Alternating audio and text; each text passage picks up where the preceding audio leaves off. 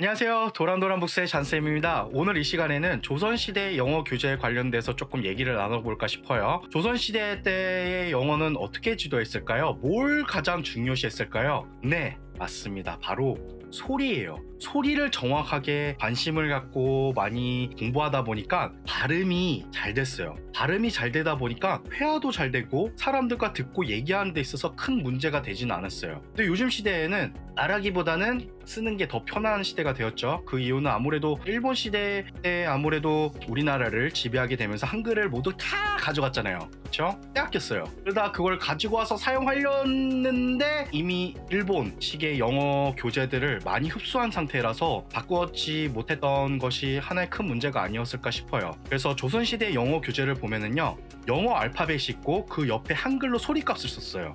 어머님들 그리고 선생님들, 영어 글자에다가 그 아래 한글 표기하면 잘못된 건가요? 잘못됐다고 말씀하시는 분들이 은근히 많아요. 그리고 그걸 되게 거부하세요. 근데 선조들은 한글 소리값을 표기하면서 직접 쓰셨어요. 그 말뜻은 글자를 공부할 때에는 글자에 대한 소리의 인식이 정확하게 돼야 된다고 해요. 근데 지금 사회에 보면은 글 쓰는 게 많이 좋아지긴 했는데 아직도 회화랑 듣기는 많이 안 돼요. 생각보다는. 그 왜 그럴까요? 우리가 자라면서 파닉스 때 소리값을 배워야 되는데 그 소리값들을 정확하게 못 배웠기 때문이에요. 자음과 자음이 붙었을 때, 모음과 모음, 자음과 모음, 모음과 자음의 소리들이 붙었을 때의 소리가 어떤 소리인지를 알아야 읽거나 정확하게 쓸 수 있는데 잘 몰라요. 그러다 보니까 어디 학원에 가서는 어디 학원의 기준에 대한 교재로서 사용되다 보니까 거기가 맞고, 또 이 아이를 2, 3년 가르쳐도 다른 학원 보니까 또 레벨이 낮다 그러고 다시 교육해다는 거, 도대체 뭐가 맞는 걸까요? 첫 번째는 우리나라의 영어의 교육의 기준은 미국식입니다. 미국식의 소리값을, 영어 소리값을 정확하게 인지하고 있어야 독해가 잘 돼요. 독해가 잘 되면 그 외에 나와서 문법, 듣기, 기타 등등 배워야 될 것들 있죠? 하나씩 해결하게 돼요. 근데 자꾸 단어와 어휘 위주에 계속 신경 쓰다 보면은 글자가 길어지는 아이들이 점점 못 읽어요. 초등학교 6학년 때까지는 진짜 잘하거든요. 막 글도 쓰고 회화도 잘하고 듣기 하는데 중학교 2, 3학년 때만 딱 들어가게 되면은 아이들이 글을 눈으로, 그래서 시험 점수는 그냥 얼추 해요. 근데 읽으라 그러면 못 읽어요. 그게 왜 그러냐면은 소리값이 정확하게 정리가 안 된 거예요, 머릿속에. 외국에서도 파닉스를 2, 3년 동안 지도한다고 하지 않았었나요? 네, 맞아요. 근데 한국은 파닉스함을 6개월에서 길어봤자 1년이면은 파닉스 과정이 다 끝나요. 이건 말도 안 되는 거예요.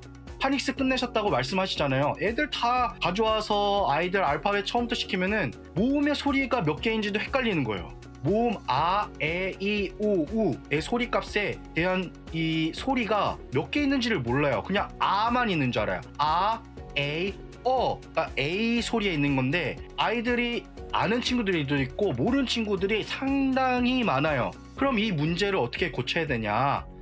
미국식의 파닉스의 소리값을 배워야 돼요. 그래야지 단어와 단어 틀 사이에서도 바뀌지 않고, 그리고 파닉스 때 배워야 되는 접미사 접두사들이 있거든요. 접미사 접두사는 저 멀리 고등학교 때 배우는 게 아니에요. 왜냐하면은 syllable, 음절값을 알기 위해서는 정확하게 prefix, suffix가 돼야 돼요. 그래야지 처음부터 그 인식에 대한 소리를 듣고 아이들이 아, 이런 소리가 있구나 하고 인지하기 시작하게 되는 거죠. 자, 원문 띄어쓰기를 보게 되면요, 알파벳 A부터 Z까지 한글로 소리값 썼어요. 그러니까 유튜브 영상 선생님들 보시면은 왜 그런 거 있잖아요. 아, 빨리 하고 지울게요 라고 하시는 분들, 아니요, 괜찮아요. 그렇게 지도하는 게 맞습니다. 그리고 소리값이 살짝 다른 게 있긴 한데 그런 것들은 제 교재 소리값을 보면서 조금씩 수정해서 아이들을 지도하는 것도 하나의 좋은 방법일 것 같아요. 여기 보면 상당의 글씨가 전부 다 어떻게 됐어요? 한글로 표기되어 있어요. 와우. 110년 전에 우리 선조들도 발음이 중요하다는 걸 알았어요. 발음, 이 소리를 들을 줄 알아야 모든 독해, 말하기, 듣기, 쓰기가 다 완성이 돼요. 근데 완성이 안 되니까 자꾸 여기 가서는 딴 소리, 여기 가서는 저 소리, 이렇게 하니까 기준이 없다 보니까 계속 헷갈리시는 것 같아요. 괜찮아요. 지금부터라도 다시 아이들 소리값을 지도해도 늦지 않아요. 근데 왜 이렇게 공부해야 되냐? 좋은 점수를 받기 위해서잖아요. 그쵸? 좋은 점수를 받기 위해서는 아이들이 글을 읽고 그 읽은 것을 답을 찾고 뜻을 알고 해야 문제를 잘 풀 수 있는 거잖아요.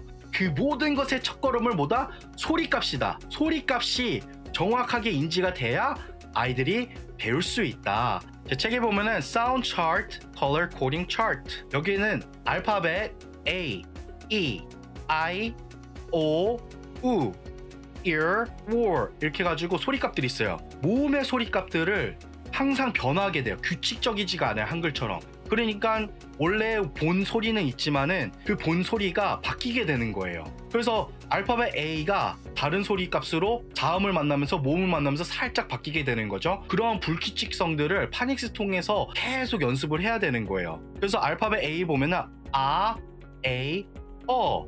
알파벳 E를 보면은 에, 이, A. I를 보면은 E, I, E.